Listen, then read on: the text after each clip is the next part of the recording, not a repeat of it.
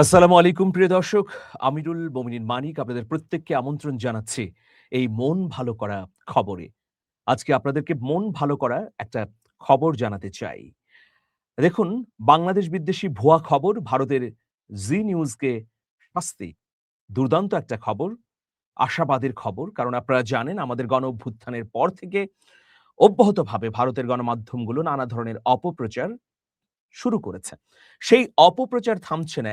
এমন গোয়েবলসীয় তথ্য তারা দিচ্ছে, যেগুলোর সত্যের লেশমাত্র নেই।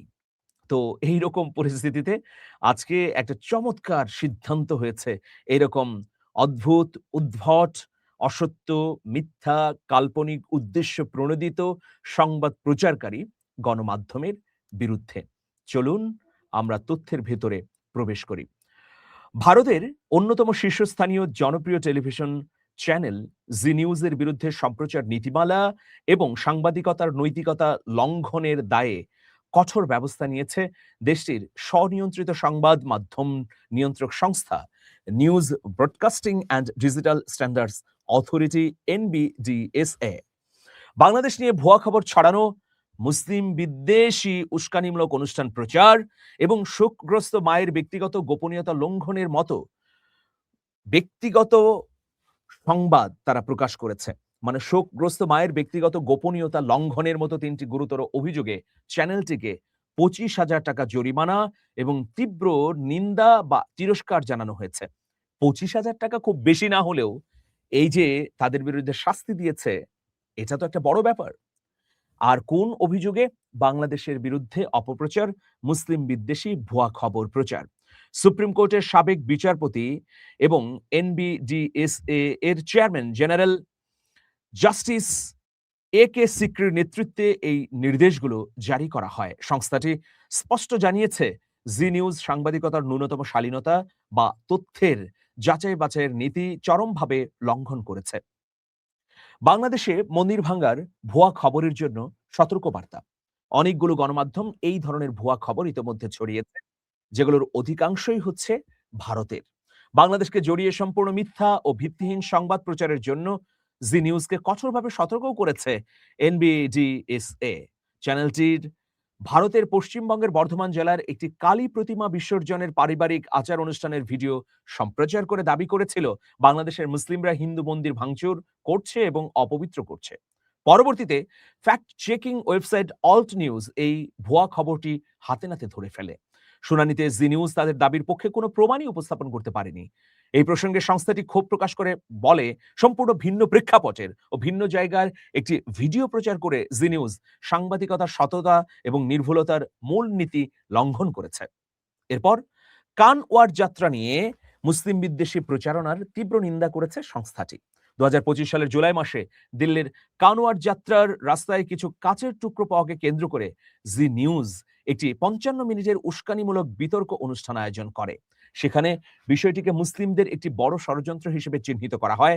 এমনকি কৃত্রিম বুদ্ধিমত্তা বা এআই দিয়ে তৈরি কিছু ভুয়া ছবিও দেখানো হয়, যেখানে একজন যেখানে একজন মুসলিম ব্যক্তিকে খাবারে ও জুসে থুতু ফেলতে দেখা যায়।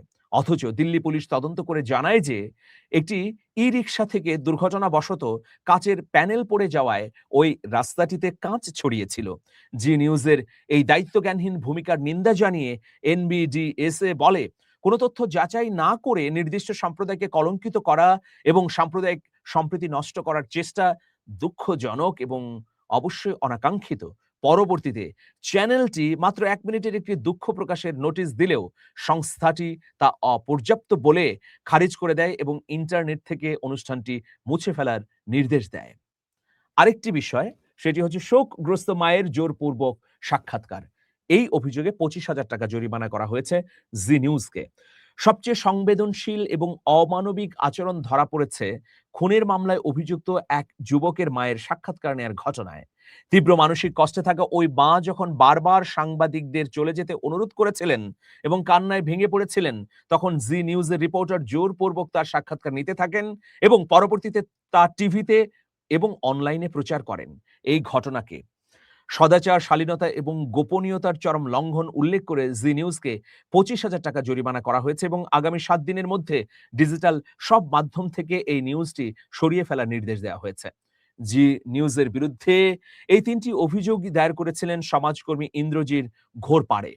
তবে ভারতের শীর্ষস্থানীয় একটি গণমাধ্যমের এমন গুরুতর অপরাধের বিপরীতে এই শাস্তিকে অনেকে নরম এবং অপর্যাপ্ত বলে অভিহিত করেছেন। ইন্দ্রজিৎ ঘোরপাড়ে বলেছেন, "আমি এনবিডিএসকে তাদের আদেশ পুনর্বিবেচনা করতে এবং অপরাধের মাত্রা অনুযায়ী কঠোর ও দৃষ্টান্তমূলক শাস্তি দিতে অনুরোধ করেছি।" প্রিয় দর্শক, যাই হোক, এই যে সিদ্ধান্তটি আমরা পেলাম বা এইরকম একটা চমৎকার শাস্তি দিল জি নিউজের বিরুদ্ধে, এটা ছোট হলেও এর উদাহরণ অন্যান্য মিডিয়াতে প্রভাব ফেলবে। অব্যাহতভাবে বাংলাদেশের বিরুদ্ধে যেভাবে ভারতীয় গণমাধ্যমগুলো অপপ্রচার করছে, ভুয়া তথ্য ছড়াচ্ছে, তাতে সাম্প্রদায়িক সম্প্রীতি যেমন বিনষ্ট হচ্ছে, অন্যদিকে নানা ধরনের উস্কানিমূলক অবস্থাও তৈরি হচ্ছে। প্রিয় দর্শক, এই খবরটি আপনাদের মনকে প্রশান্ত করেছে কিনা জানাবেন। ভালো থাকবেন। শুভেচ্ছা নিরন্তর। আল্লাহ হাফেজ।